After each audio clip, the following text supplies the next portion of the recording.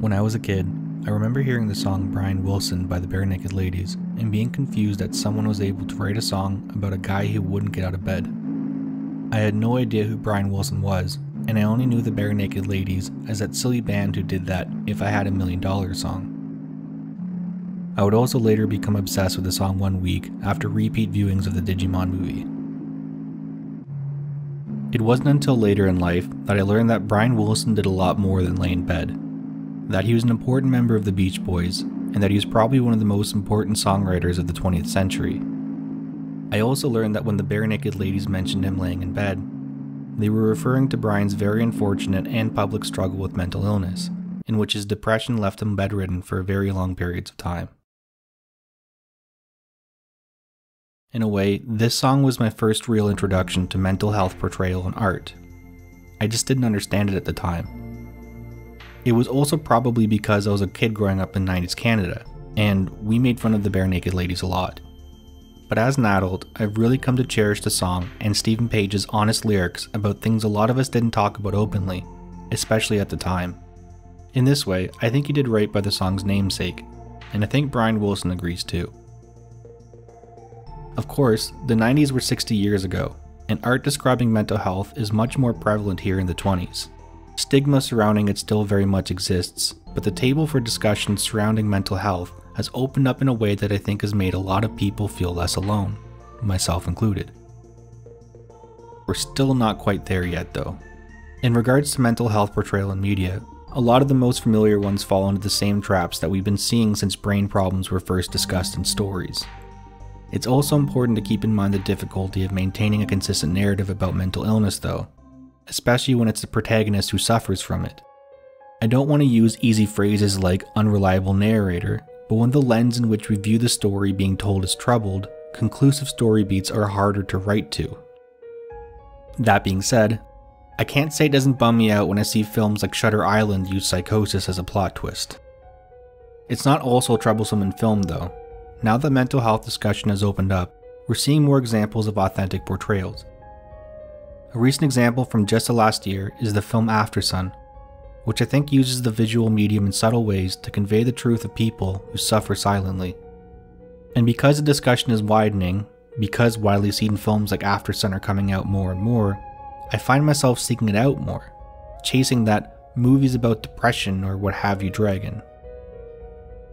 All of this, Brian Wilson, Shutter Island, Aftersun, and this endless search were on my mind a lot in 2022, because at the beginning of the year, I played a duo of short games called A Bag of Milk Inside a Bag of Milk, and its sequel, A Bag of Milk Outside a Bag of Milk. These games, coming mostly from the mind of developer Nikita Kryakov, might be the closest I've found myself coming to this dragon I've been chasing. Before I talk about them, I have to give all of the content warnings possible for these games. I should also warn you that both A Bag of Milk Inside and A Bag of Milk Outside are, well, rather terrifying.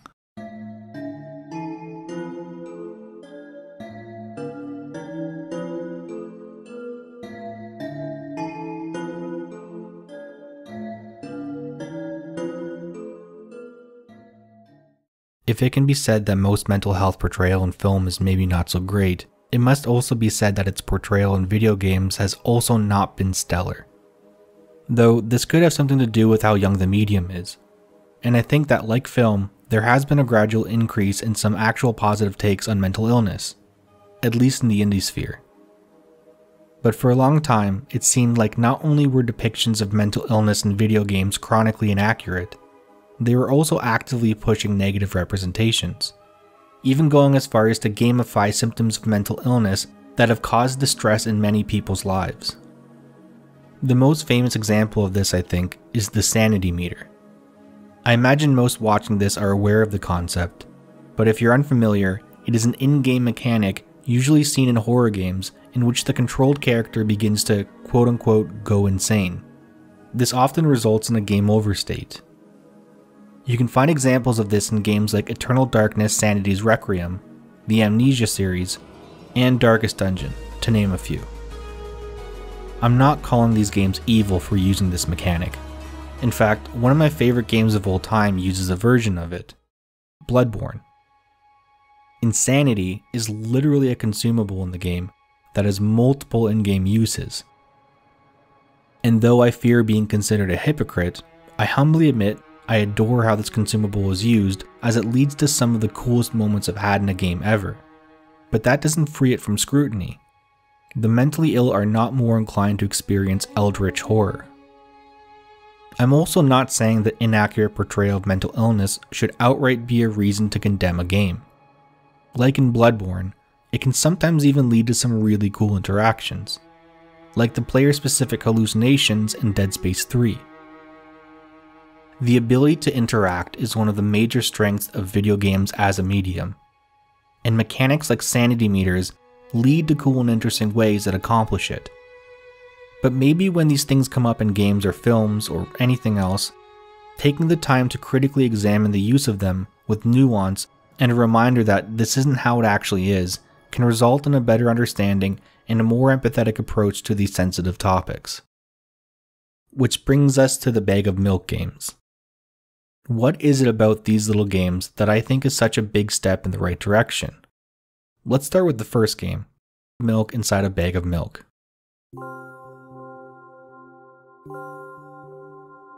Bag of Milk Inside a Bag of Milk is a short visual novel-esque narrative game in which we follow an unnamed girl as she walks to the store to go and buy milk. If you're looking at the screen right now, you might be thinking that this does not look like a walk to the store. There is a reason for that.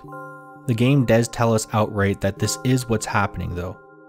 It begins with the girl, our protagonist, remarking that she is heading to the store and rehearsing the lines as, "I have not been out for so long that I've forgotten what words they say when they enter the store," which is the first major hint of what's going on. This walk is not something regular for the girl, and its difficulty for her is sort of the point of the game. It's never explicitly stated what exactly her diagnosis is, nor do I think that's important, but there are direct references and suggestions that she suffers from some form of mental illness. After this brief inner monologue, we see two text options appear on the screen, one of them a question. Who are you talking to? If we click it, the girl replies that she is imagining she is a game character, more specifically, a character in a visual novel, to help her cope with her journey to the store ahead. I really dig the meta here, but it has more to offer than just being a neat trick. For the remainder of the game, the actual playing we do is picking these text options, role-playing as the girl's sort of coping mechanism. And just like coping mechanisms in real life, it can genuinely help the person affected get through a rough time, but it can also be counterintuitive, perpetuating or ignoring the underlying issues and thus feed into them. There's more to it than that, but I think this gives better context for our role here. Some of the things you can say to this poor girl are at times cruel and real personal, which fits into the meta as in actuality this is probably the girl having a conversation with herself in her head. And the nature of some of these responses are indicative of how self-criticism can devolve into toxicity. That's not the whole picture though. Some dialogue is encouraging and really help the girl out. Other times you can come off as sarcastic, perhaps offering some personality to the second voice we inhabit. Some of the supportive responses felt equally real, and I think that's also further proof that both sides of the conversation are still coming from the same person. After reading some of these, I often wondered aloud, this is like what someone who is going through a hard time would hope someone would say to them. Further examples of our decisions coming from the girl herself is that at some difficult points in the story, you won't even get an option for a kind response. Or you'll get a response that directly mentions one of her symptoms, like an early choice where you get the option to mention to her that she took one step more on grass than she did on asphalt. These responses usually arrive at times in the game when the girl is overwhelmed or confused, often leading to panic. Sometimes they even suggest that they come from a place of frustration or annoyance with the girl's actions. This doesn't actually make the game or decisions more difficult necessarily.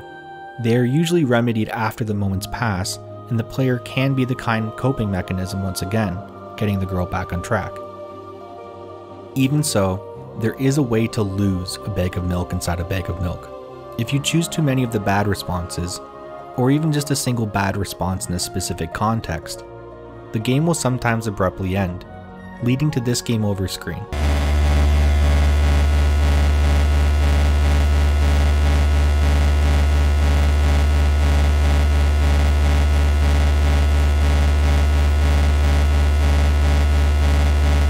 Suggesting to us that we weren't able to help this girl overcome her anxieties around this walk to buy milk, and tossing us back to the player naming screen. There is more to this game over screen than to just be an unexpected and upsetting scare though, and we'll go into that as well in the spoiler section. If you've been following, you may be wondering, hey Sad, this kind of sounds like gamifying Psychosis, and I'm not sure I can argue against that completely. However, I think the milk games deserve a pass, as these aspects exist to serve the authentic portrayal at the center of the games. I think they have legitimate and earned thematic relevance to the complete piece. It doesn't use mechanics of Psychosis to create fun gameplay. It uses it to offer a glimpse into what Psychosis might actually be like, artistically at least. It's not trying to be fun at all. It's upsetting, kind of bleak, and it can even be kind of difficult to look at visually. Oh, right. I haven't gone into the visuals much yet, have I? While it can be argued that the game is kind of beautiful in a macabre way, personally I adore it, it's kind of clear that what we're looking at here is not meant to be very appealing in a general sense. Nor is it an actual representation of the real world that we share with the Milk Girl. Everything is either strange, even alien shades of pinks, reds, and purples, and stark black in the spaces between. More so, it's often near impossible to even tell what we're even supposed to be looking at. Its pixel count is probably comparable to the NES, and while some structures can be made out, for the most part, everything is a jumbled mess. And when the girl finally gets to the store, instead of humans, she sees people as these otherworldly creatures, like the snake cashier and the strange hook-billed person who only says, "Oh." I gotta admit that I am a huge fan of Nikita Kryakov's weird and creepy art here as it is. The music, also by Nikita, is equally beautiful and ethereal, but it's pretty clear that there's much more going on here than just an excuse to be strange. Even more, there are actual in-universe explanations for just about everything the girl sees explained by Milk Girl herself. But to go into that, it looks like it's time to get into spoiler territory for the first game here. Usually, I'd say skip ahead to the discussion of the second game, but it takes place immediately after the first, so it might spoil this one. So, if any of this stuff fancies you, maybe give at least the first Milk game a go. It's very short and very cheap. Okay, let's start with the obvious question here. What is with the concerning color palette?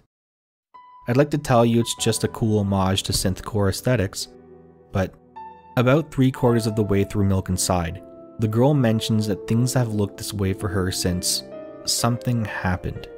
She says she has become used to it over time, but that something is troubling to say the least. Some time ago, her father jumped from the window of their apartment. I'm blocking it out here, but the game does feature a screen of the outcome of this. Given the nature of the art style, you can't really make out much of anything, but just in case, I'm not actually going to show it. This doesn't really make it any less upsetting though. This event really adds to the weight of everything we've experienced so far. Still, I'd rather not go into whether this is the cause of the girl's troubles, or if maybe they compounded on them.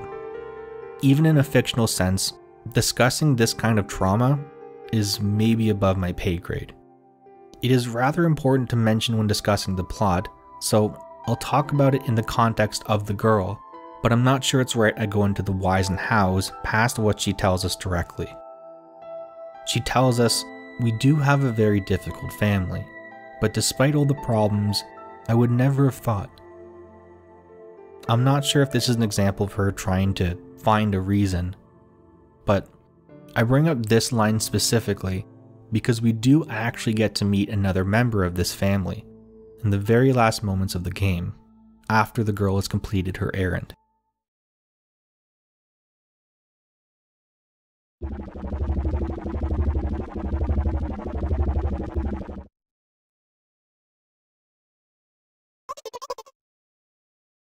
So, Mum was the scariest part of the game for me. She's even introduced through a sort of jump scare. So, I think it's safe to say Milk Girl is probably afraid of her mother. Adding to this is that throughout the game, the girl mentions how important it is to get the milk and go home as per her mom's instructions. Though it's also not explicitly stated that her mother is abusive towards her or anything like that. In fact, the mother's actual dialogue with the girl is pretty straightforward for a mother, I think, if maybe a tad too authoritative, especially considering the last line of the game is her demanding. She also shows something resembling concern, asking if, and this is important, whether her new medicine helped her. If you managed to get to the end of the game, and maybe got a game over along the way, you may have clicked into what is being suggested here.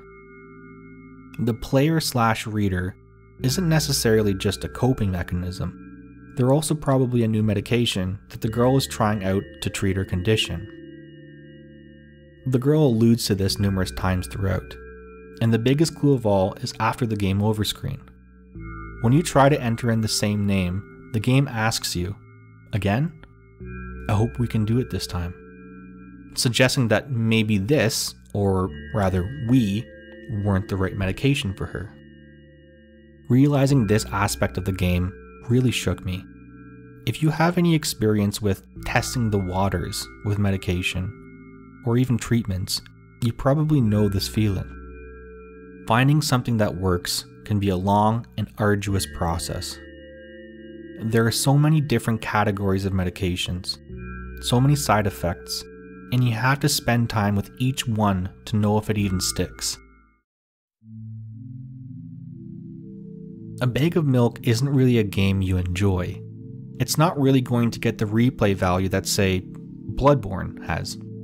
And to be honest, replaying this game for this video has been somewhat taxing on me, and I kind of have to work myself up to even revisit footage of it.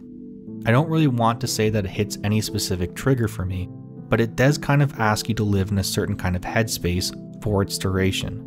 If you struggle with mental illness, I ask that you please be cautious and take care of yourself when playing this game. But these aspects are proof of its authenticity as well though, you know? As I mentioned earlier, I think one of the biggest struggles of mental health portrayal is that the real life experience of it doesn't really lend itself well to quote-unquote complete narratives. For many who suffer, this isn't something to overcome. This is something that is treated and taken care of, and can be a lifelong affliction. I think this builds a wall when it comes to applying this to the structure of a story. In the real experience, there isn't much in the way of resolution, and that's usually kind of an important part of storytelling. This is something that has always sort of upset me with quote-unquote Hollywoodized depictions of mental illness. They often portray it as something to be solved or overcome. But as I previously mentioned, I'm empathetic to even those bad portrayals because of the need for resolution. Writing about mental health is kind of its own trap in regards to accuracy this way, and I do honestly believe that a lot of these bad portrayals at least start from a place of understanding. Which brings us back to why I think A Bag of Milk Inside nails it so well. Yes, because it uses the interactivity of the medium to better reach the necessary themes, but also because it manages to dodge the resolution problem by taking a slice of life approach. It only exists in a short period of time in the life of the character struggling. It recognizes outright that, especially considering the weight and seriousness of the problems the girl experiences, it might not be something she solves, or is ever even free of. She's going to have to tackle it and find her own tools, treatments, and coping mechanisms for the rest of her life. But that doesn't mean these stories aren't worth telling. In fact, as you can probably tell by now, I think they happen to be very, very worth telling. In the end, despite its oppressive and disturbing nature, I think a bag of milk inside a bag of milk offers up a lot of hope, and in a way that evokes true representation. Mental illness is difficult, and at times can feel and look like more than one could handle, but there are little victories to be had, medications that might actually work, therapy that bears fruit, and genuine moments of reprieve. And I think even if developer Nikita Kryukov made a game that is very much about the abject horror of mental illness, I think he understands this too. And this place of understanding makes A Bag of Milk Inside one of the best portrayals of mental health I have ever experienced. But that's only half of the story, isn't it? When you first boot up A Bag of Milk outside A Bag of Milk, two things are immediately obvious. One is an increase in production quality, and two is an increase in the context of the girl's life and world. I say immediately obvious because before we even get to the menu of the game, there is a short animation that summarizes the events of the first game. I kind of love this little short, mostly because it finally gives us a full look of the girl in general, but also because it kind of works as a fly-on-the-wall look of what happened in A Bag of Milk inside A Bag of Milk. It's a chance to revisit the events from a different perspective, and in doing so, widen the understanding and empathy the games are going for. There are no snake cashiers here, no "oh," and no oppressive pinks and reds to be seen, at least not yet. But we do see the girl is still scared. She hesitates, counts her steps, stares at the floor, all of the things we may have imagined on our previous journey with her. I don't think Nikita is trying to say here, look, it was all in her head, it was just a trip to the store. Instead, I think this added context was mostly a refresher, but also a suggestion that even though the girl's perception of reality can be horrifying, she's still a regular person. Even if she may act odd, there might be some peace in knowing that other people in the world just see a girl, perhaps a little shy, as she tries to buy milk.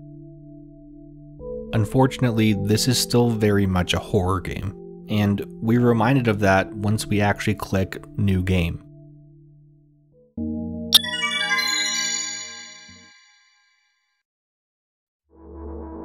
Okay, back to the plot. The girl managed to complete her journey for milk, which is a big deal and deserves to be celebrated. But in keeping with the themes previously discussed, her mental illness still exists, and she has to continue to manage it, no matter how big or small the victory. I do like that although this is a continuation of the girl's scary reality, she really shows some strength and resolve here. She is still scared, but she's home now, and she knows what to do next. Also, we get another mention of her mother's instructions/orders here, which is another allusion to their complicated relationship. One of the things I really love about the second game is how intuitively it expands on the first. Like, it may not be as conceptually tight, but the writing quality is definitely higher, and we get so much more here. You can tell that Nikita doubled down on the cool verbal constructions and offers more personality in the way the girl acts and reacts to the world around her. It adds a lot of depth and, dare I say, charm to her, showing us that she's interesting with or without her condition. And this nature of expansion is used in good effect when we're greeted by an unfortunately familiar face.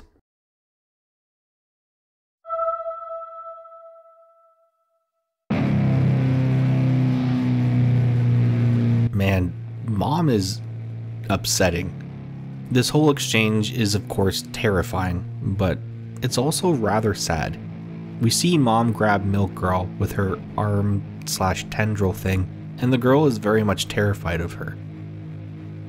The mom creature then injects her venom into the girl, who has a very strong and rather disturbing reaction. Her vision seems to be going before the creature delivers a line that may be a clue once again as to what might actually be happening here. Say it. I'll never drink milk again. I think what the game is suggesting here is that the thing the girl is injected with is actually an EpiPen, and that she might have a dangerous allergy to milk. This is hinted at more later as well, though not explicitly stated. Regardless, this girl has a difficult relationship with milk, that's for sure. And even if this EpiPen thing is true, this also may not completely free the mother of dubious morals though.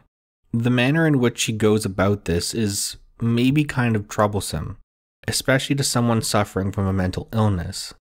But she must have at least some care for her daughter, and though Milk Girl is afraid of her mom, she still seems to trust her and follow her directions. Continuing on, we find the girl starting her bedtime routine, which is often important for mental health. I have one too. Quick side note, I just want to say how much I love the art style of both of these games and how it was elevated in the sequel here. We still get to see the usual oppressive reds and pinks, but we also get to see the girl independent of that. I also love all the added little movements and animations. Cool stuff. Anyways, the girl is dreading her usual routine and sleep in general. She muses on dreams and wakefulness, and we get more examples of her mental bargaining as she examines each of her medications and their uses.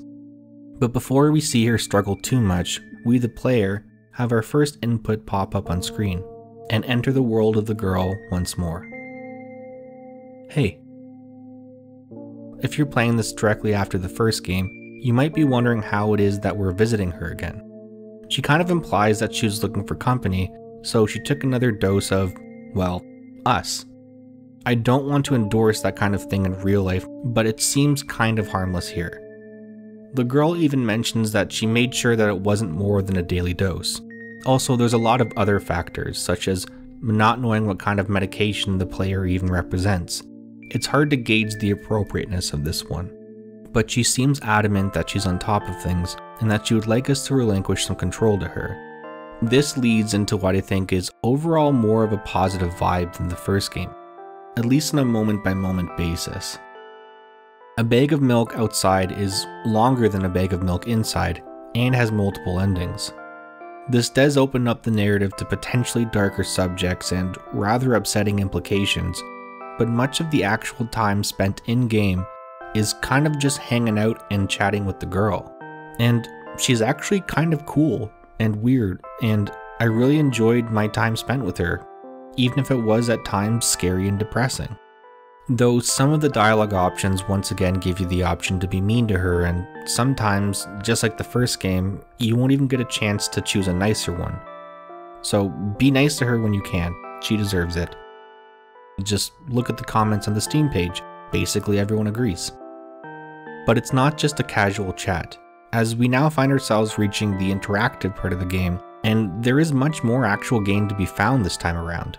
In keeping with the meta approach of the first game, the gameplay in this one has to do with the girl's choice of using the attributes of a video game to better help her cope.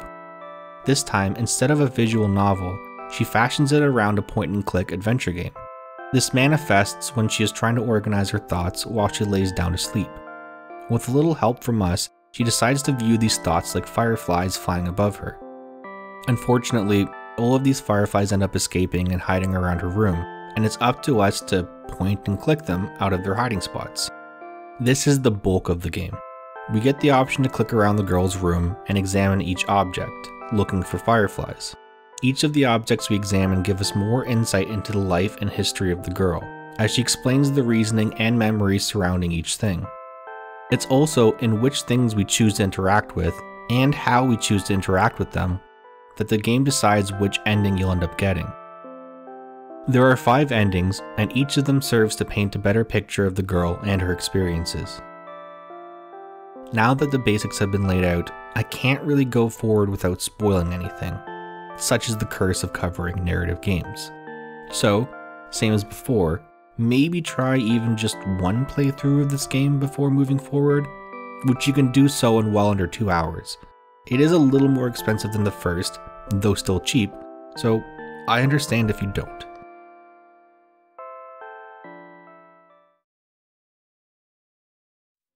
Glancing at the room, it's pretty clear it's in disarray. Dead plants, torn papers, and I'm a little confused by the sink in the bedroom here, but maybe that's just not something I've experienced in my part of the world. No judgment here, it actually seems kind of handy. There is some semblance of structure though, at least at some point.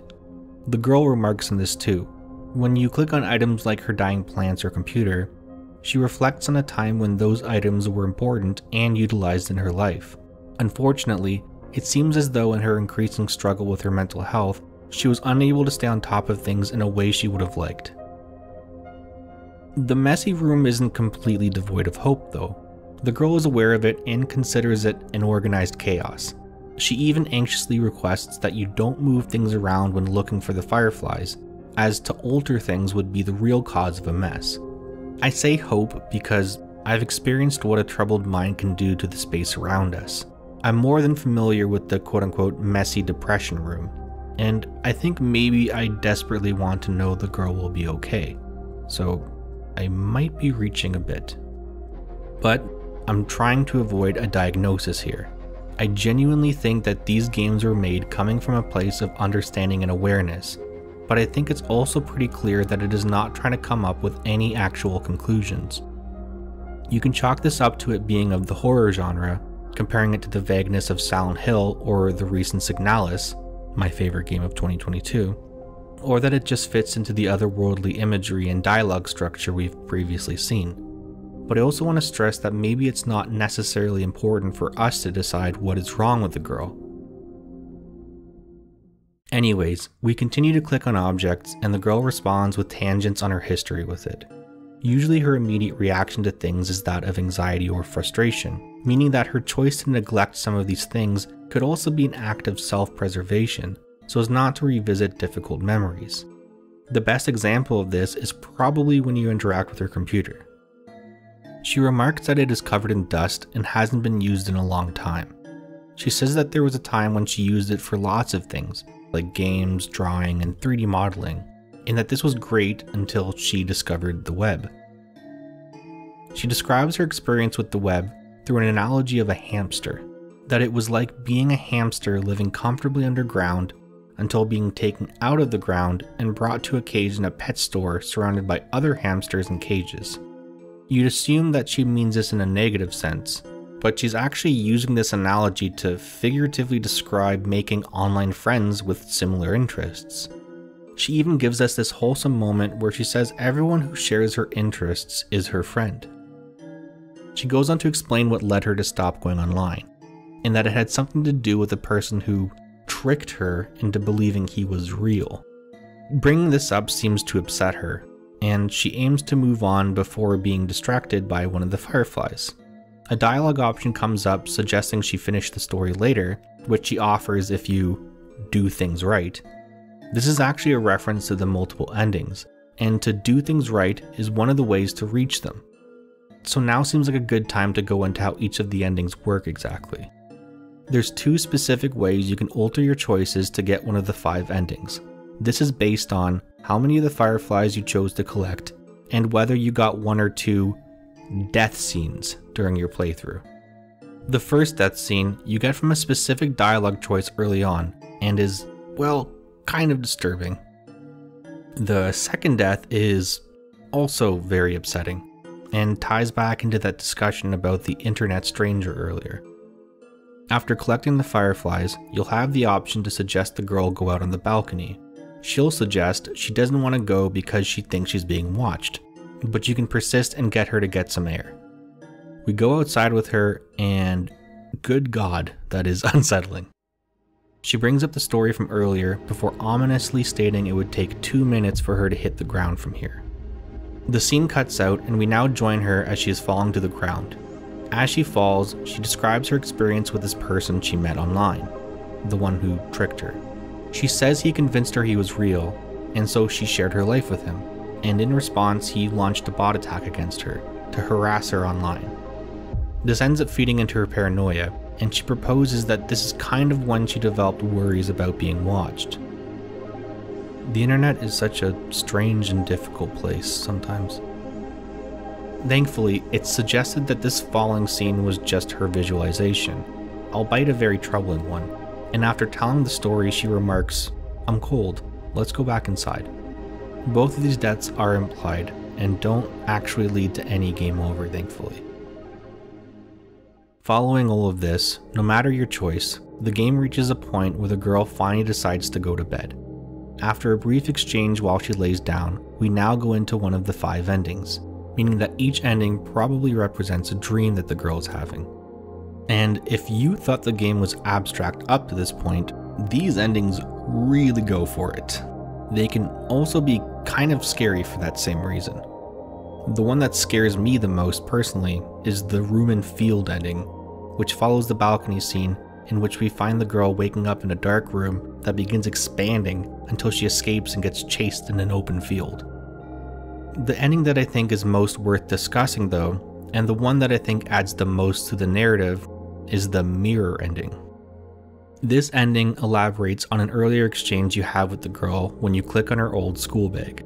In that exchange, the player mentions that Milk Girl once went to school. She confirms in that she really did love it, but that she also never graduated. From here we can ask about her last day, and keep asking her. This actually leads to an achievement. She tells different variations of the same story, in which she wakes up and goes to school, and her dad picks her up and takes her home to eat with her mom. If you keep pestering her though, the story devolves into a less pleasant version of itself. The final version of this involves her dad picking up Milk on the way home, and her mom not being home when they get back. As for how this applies to the mirror ending, it offers another glimpse into her maybe traumatic experience involving her choice to not finish school. The actual ending opens up with her one morning before heading off to school, presumably years ago. She's looking into the mirror trying to prep herself up for the first day of the school year. She talks about how she is scared to go and face the other kids, before her mom calls from outside the room and she responds, ending the scene. But the scene replays, and the girl's face is, well, different. And it replays again, and again, and again. What follows is some pretty effective horror, in my honest opinion. The scene keeps repeating, and the reflection the girl sees gets more and more distorted and twisted, as the accompanying music sounds like it's also dissolving and disintegrating more each loop. It's good stuff. After this, and all other endings, the girl wakes up in tears and goes outside to stare up at a giant hole in the sky. So, what do I think is happening here? Well, I think it's important that a lot of it, just like what her actual condition is best left to interpretation rather than outright conclusions. Of course, the endings I mention and the other 3 do directly tie into the plot and themes in some way, so it's not all obtuse. There's even one really cool ending, in which she kind of relives the events of the first game, but she gets to be the passenger, as a strange boy undergoes the trials of a bag of milk inside a bag of milk. So while I don't think anything is absolute regarding how things end here, I do have a personal take that I'd like to share, though I want to stress that it is not final by any means. I think that there is something positive to take from that final scene after she wakes up crying. Right before bed, she recalls a time a while back in which she struggled with insomnia to the point of hallucinating, and how this damaged her relationship with sleep, and how she doesn't dream anymore. This kind of contextualizes the entire second game here. Just like how we, the medication, were a coping mechanism to get her to and from the store to get milk, now we are here to help her cope with her troubles surrounding her sleep routine. And considering this with that final scene, I think, or at least I like to think, that the reason she woke up crying is that even though she no doubt had a nightmare, considering the subject matter of the endings, she feels a sense of relief that not only did she manage to sleep, but she actually managed to dream. Of course, she is abruptly woken up and ends up solemnly staring at the night sky, so the situation is still not ideal maybe. But that's what makes these games so accurate, and what compelled me to make this video in the first place. Once again, there isn't much of an actual resolution here. Hell, it's almost the opposite of one depending on your take, but that's kind of the reality of these conditions. Milk outside a bag of milk, like its predecessor, is a window into a few short hours in the life of someone struggling with mental illness. I'm not saying that this is the only right approach to portraying mental health, but I think that this approach can offer more to those looking to understand these struggles better, or for those who are looking to be seen. I'm not asking every mental health portrayal in media to be a bag of milk. I still want to see films and play games and read books that have narratives and resolutions, even if they may not be completely accurate. I love escapism way too much to ask all of fiction to reflect reality. But that doesn't make me any less upset when I say, watch a film that ultimately ends with the affected character conquering their mental issues with love or friendship or something. I'm not against the idea of love, friendship, and compassion being considered legitimate help in treating mental illness. In fact, I'd like to think of it as almost as important as clinical treatment. And the way I want to show that is by looping back to the beginning of the video and talking once again of Brian Wilson. I'd never really listened to the Beach Boys for much of my life. I mean, I knew of God Only Knows and Surfing USA, but I grew up in rural Canada, and I had little to draw from what I perceived to be surf rock. This was until my late teens, in which I first heard the song Till I Die. The song doesn't feature the characteristic sounds and pleasantries of the Beach Boys. In fact, the song and its lyrics are rather dour and even kind of depressing, remarking things like, "I'm a cork on the ocean, floating over the raging sea, and that these things I'll be until I die," repeated over and over again.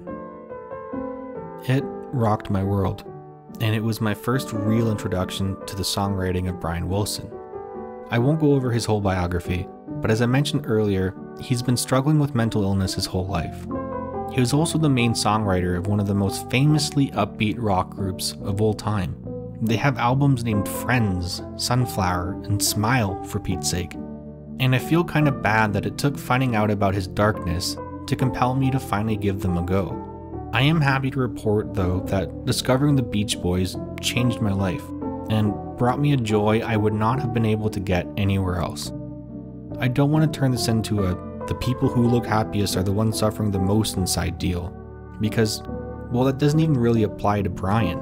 He has, for the most part, always been kind of forthcoming with his struggles, and wears his heart on his sleeve. Rather, I want to use his example to hone in on the worth that I think a bag of milk inside and a bag of milk outside have. As I just explained in this, hopefully not too long, video, I think what they do is a shining example for how mental illness could be portrayed in the future, but not only for its accuracy or its choices to subvert narrative to increase said accuracy. It's in the games and developer Nikita Kuryakov's choice to not tell a story about a person overcoming their mental illness, but instead offer us a glimpse into the life of someone who experiences it. That this is still a normal person, and that things aren't necessarily all dark for them. That we should see them with empathy. And even if both of these games are at times horrifying and maybe too dark to handle, they humanize the people who struggle with these conditions. They tell us that there is depth to them, and that there's real connection to be found in the fact that even if mundane things may look different, they are still experienced by everyone. We all have bedtime routines, and I think that's rather nice. I guess what I'm trying to say is that I had written off the Beach Boys as music I just couldn't relate to, and playing the Milk games made me realize how easily I could have missed their depth if I had considered them as being anything more than the happy surf rock band. And maybe that's the representation I've been looking for in this mental health dragon chase. Stories that remind us to consider the people behind them. Just like there's a Brian Wilson behind every Beach Boys, somewhere out there is a girl who's just trying to get to the store to buy some milk. And I think her story is worth being told as well.